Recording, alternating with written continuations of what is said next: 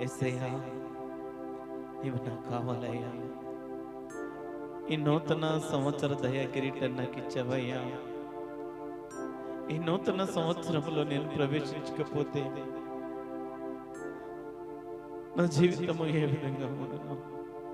మీరిచ్చిన కృపను బట్టి, మీరు చూపిన ప్రేమను బట్టి ఈ నూతన సంవత్సరంలో నేను ప్రవేశించినందుకు నీకు కృతజ్ఞతాస్తుతులు, వందనాలు చెల్లిస్తున్నానయ్యా. దేవా, ఇంతవరకు మమ్మల్ని భద్రపరిచావు, కాపాడావు.